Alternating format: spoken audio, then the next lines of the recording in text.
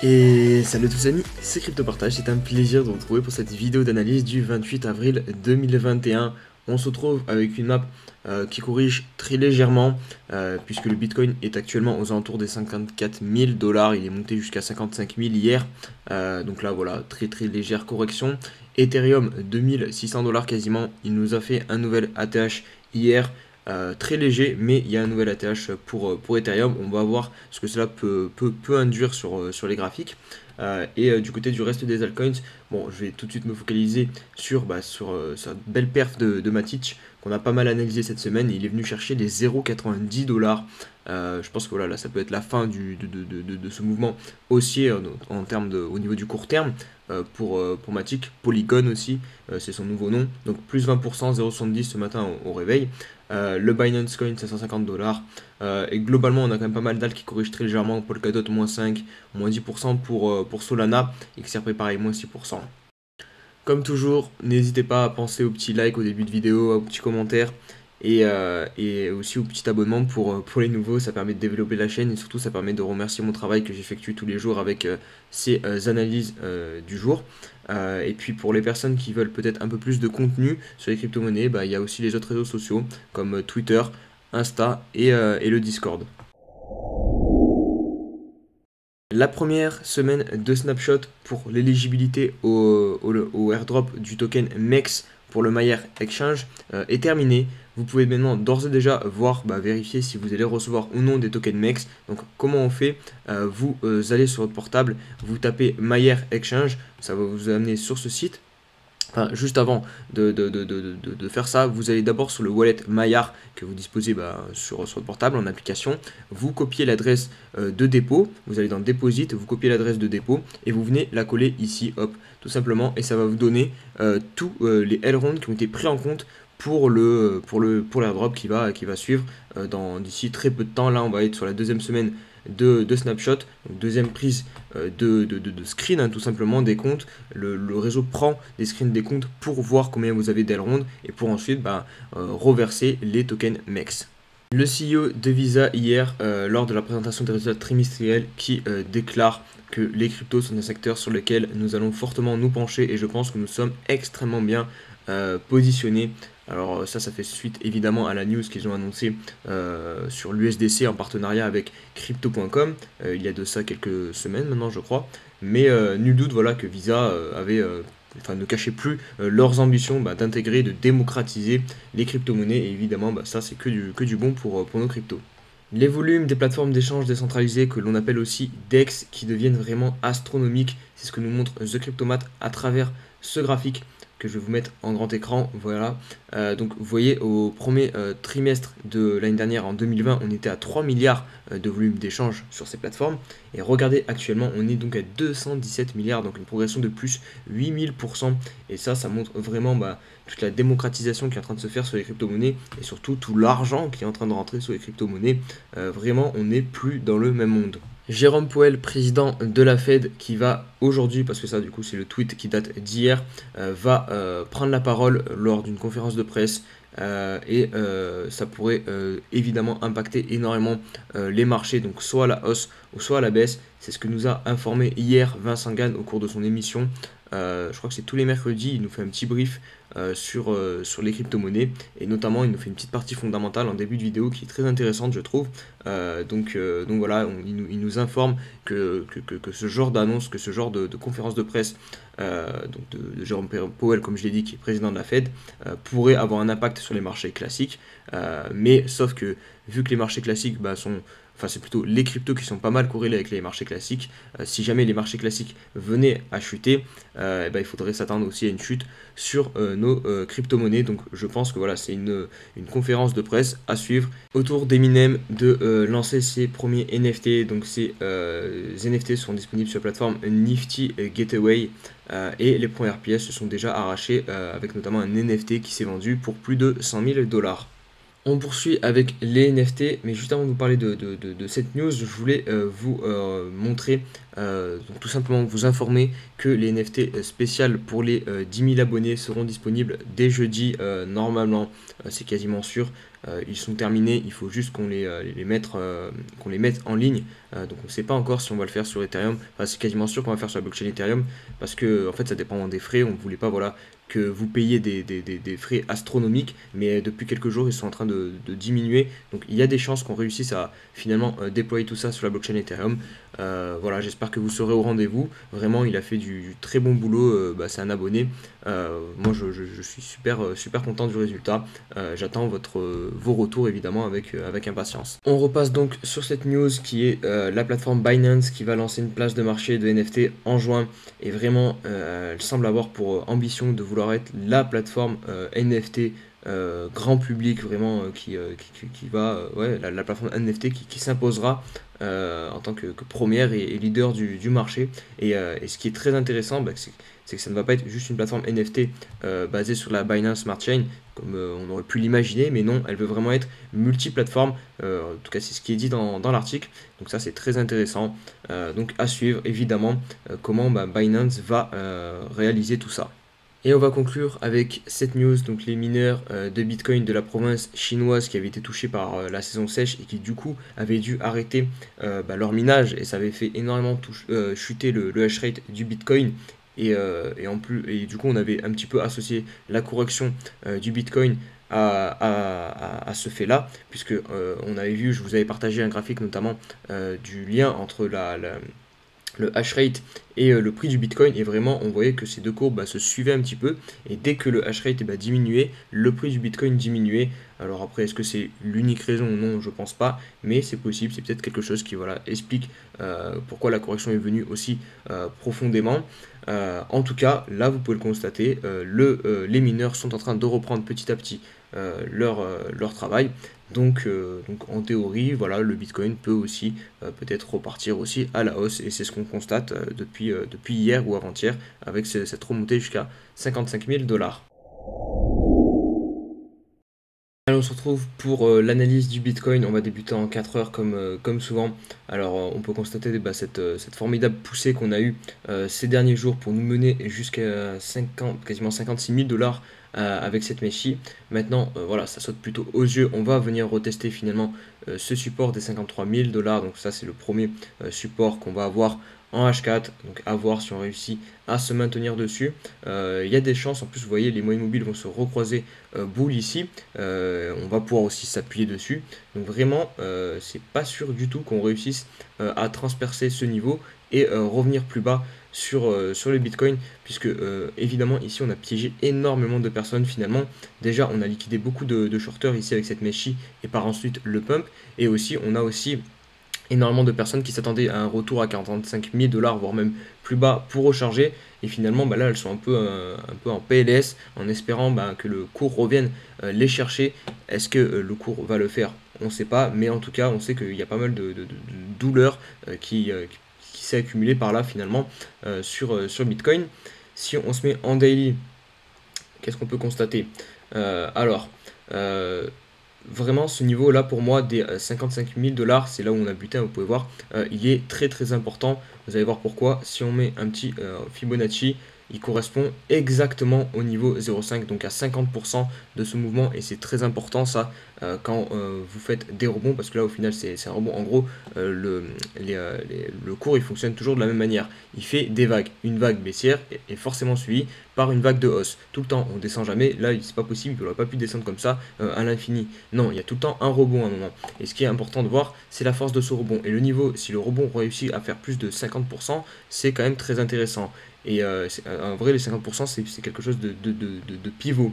Là, vous voyez, on bute vraiment sur ce niveau-ci qui est en plus corrélé avec un support. Vous voyez ici, c'est ce niveau de prix nous avait soutenu. Donc vraiment, c'est un niveau très important qui pour moi est vraiment clé en daily pour réussir à, voilà, à s'extirper et à venir chercher les anciens plus hauts sur Bitcoin. Il va falloir clôturer au-dessus de ce niveau de prix des 55 000 $. Donc pour l'instant ce n'est pas le cas. On voit qu'on a réussi à récupérer l'oblique, à voir si aujourd'hui on va réussir à se maintenir dessus et venir par la suite du coup casser très rapidement cette résistance, parce que sinon voilà, on va reperdre l'oblique et ça sera pas du tout pertinent du coup d'avoir gardé cette oblique.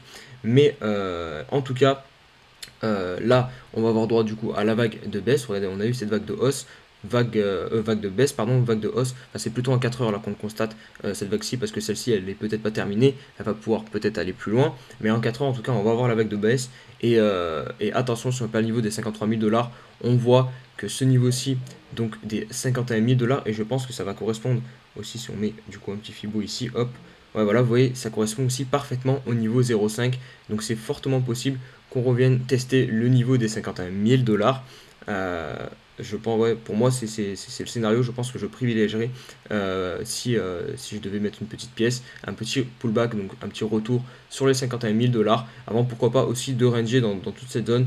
Avant de repartir tout de suite sur Bitcoin, je pense pas qu'on va, voilà, on va repartir forcément directement sur Bitcoin. Et encore, je pense qu'il faut se méfier parce que beaucoup de personnes, voilà, jouent ce scénario d'une reprise lente. Et voilà, il faudrait donc se méfier du départ rapide qui pourrait piéger beaucoup de personnes.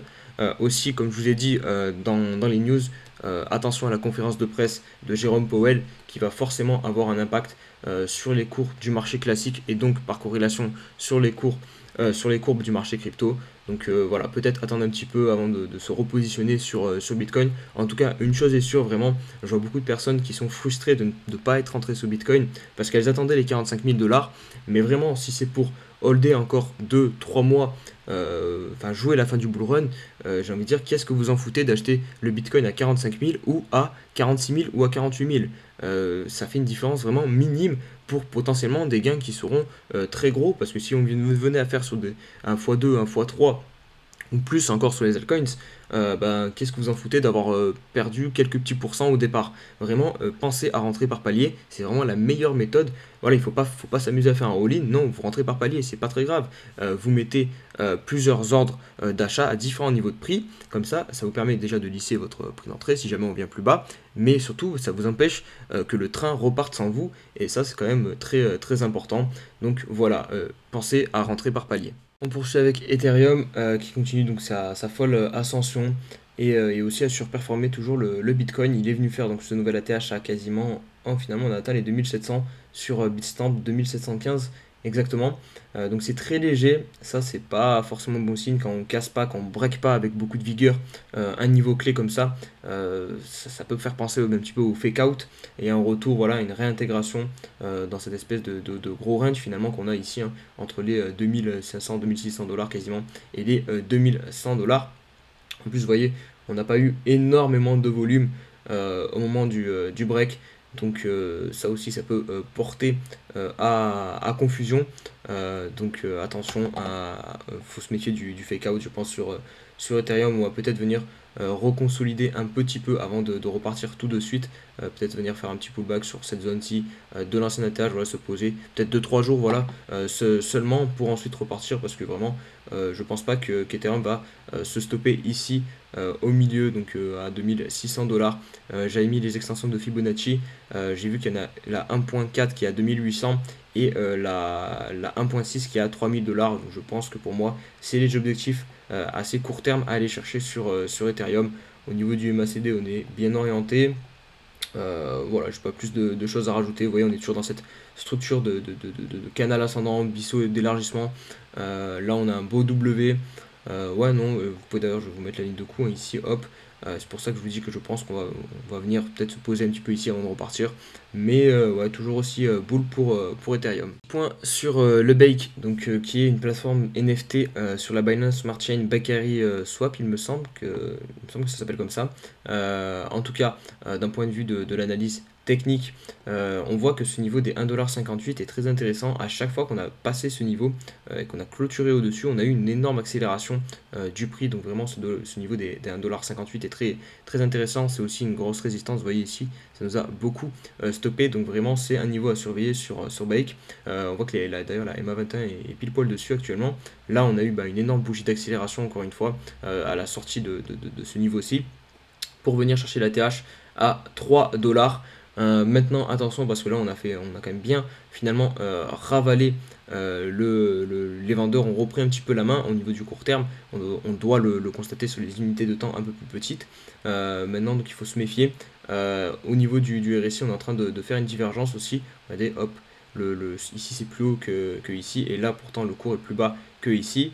Donc attention, après on va attendre peut-être la clôture d'aujourd'hui pour voir, parce que sinon on venait à clôture ici, ça serait bon signe et je pense qu'on pourrait partir en price discovery du coup sur Bake. Mais sinon, quel niveau on pourrait privilégier? Évidemment celui-ci d'ailleurs qui correspond aussi à celui-ci, 2,22$, peut-être un retour, un petit pullback. Et sinon, si jamais on ne vient pas se stopper ici, attention à ne pas retracer carrément pour venir rechercher un pullback sur la zone de break et d'accélération sur le Bake. Un point sur le holo qui semblerait avoir réussi enfin à trouver le bottom de la correction qu'il a entrepris depuis ce top à cet ATH à 0,032$. Donc c'est le niveau ici donc qui correspond à 0.011 qui semblerait être le bottom pour Holo. On voit que les mèches ont été rachetées, on voit aussi que c'était un niveau très pertinent où on avait connu une accélération haussière du prix dès qu'on l'a franchi, hop, où il était venu faire du coup l'ATH. On constate aussi que on avait un canal descendant et là on vient de le break à la hausse, on vient de casser la partie haute, donc ça aussi c'est bon signe, on sort, on réussit en fait à se défaire de la pression baissière qui s'appuyait sur le holo. Ici vraiment vous voyez à chaque fois le prix il ne pouvait pas monter plus haut, à chaque fois il était racheté et là on réussit enfin à clôturer au dessus. On récupère aussi par la même occasion l'AMA 50, donc c'est aussi intéressant, on va peut-être venir récupérer l'AMA 21 aussi. Donc voilà, le MACD aussi, les courbes s'apprêtent à se recroiser boule. Donc on peut vraiment avoir trouvé le bottom ici pour Holo. Après attention voilà qu'on ne vienne pas revenir tester, ça c'est pas du tout à exclure. Qu'on vienne se poser comme ça sur ce niveau des 0,11, consolider un petit peu. Mais en tout cas il semblerait que la baisse soit terminée pour le Holo. Je vais faire un petit point rapide aussi sur le weekly en mettant un petit Fibo je pense pour constater sur le dernier mouvement, voir jusqu'où on est revenu, si c'est pertinent ou non. Hop. Donc on a la mèche qui vient quasiment sur le 0,78, donc voilà, on a quasiment retracé jusqu'au dernier niveau de Fibonacci. Voilà, donc pour moi, on peut, je pense, avoir trouvé le bottom de la correction pour Holo, donc ça peut être le bon moment pour recharger. Ou en tout cas c'est pas le bon moment pour vendre, ça c'est sûr, parce qu'on arrive sur support et si vous avez conservé ici et vous avez par exemple oublié de vendre et que vous vous dites oh putain fait chier, ça descend et vous êtes à deux doigts de craquer et de vendre, je pense que c'est pas le bon moment. Je pense que voilà, on a le support et là on va réussir du moins au moins à nous faire une jambe de hausse.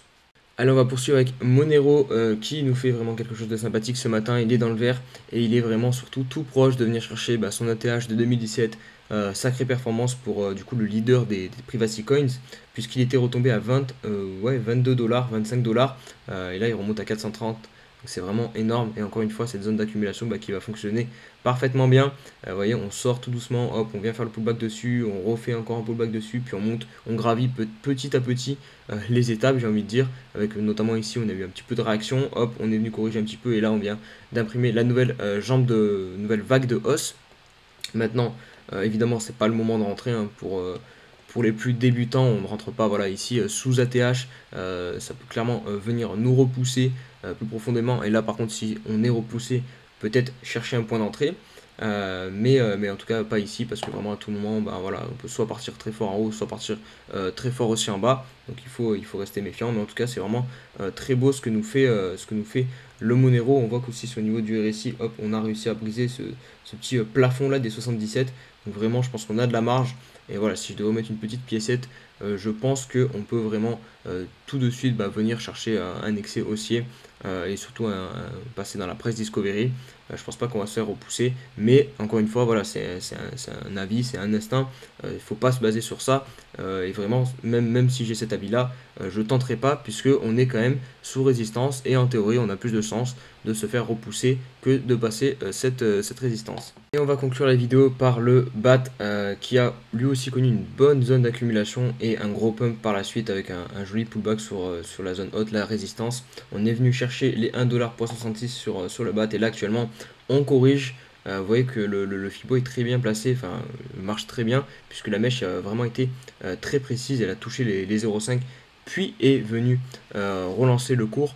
On a été très bien racheté ici, vous voyez, on a une belle mèche et on est venu maintenant buter sur les 0,23. On va se mettre en daily pour y voir un petit peu plus clair. Vous voyez, hop, on vient buter actuellement sur les 0,23. Donc ça serait intéressant qu'on réussisse à passer dessus pour vraiment relancer la machine sur le BAT. Pour le moment, voilà, on sait qu'on a ce niveau-ci de support. Hop, qui correspond aussi aux clôtures ici. Là, vous voyez, il y a la mèche. Donc, le plus gros support, ouais, c'est la zone des 1$ actuellement sur le BAT. Donc, ça peut être intéressant si le prix revient ici de payer un petit peu le BAT, de commencer à rentrer sur BAT. Après, voilà, il faut se méfier parce que si on se met sur le weekly, on se met rapidement. On est quand même monté pas mal à la verticale. Donc, on pourrait venir très facilement chercher la zone des 0,61 qui correspond en plus à la MA 21. Donc, qui correspond à environ 66 centimes. Donc ça se peut qu'on revienne sur ce niveau-ci, mais voilà, par prévention, on peut aussi repartir avant. Donc rentrer par palier, encore une fois, c'est la meilleure des solutions si on tient le niveau qui, pour l'instant, fait support des 1$, comme je vous disais il y a de ça quelques secondes. Donc voilà pour l'analyse de BAT. J'espère que la vidéo vous a plu, les amis. Si c'est le cas, comme d'habitude, n'oubliez pas de mettre un petit pouce bleu, un petit commentaire. Et de vous abonner à la chaîne et à tous les autres réseaux sociaux comme vous le savez, Insta, Twitter et le Discord. Je vous souhaite à tous une agréable journée et on se dit à demain pour une nouvelle vidéo. Allez, ciao ciao.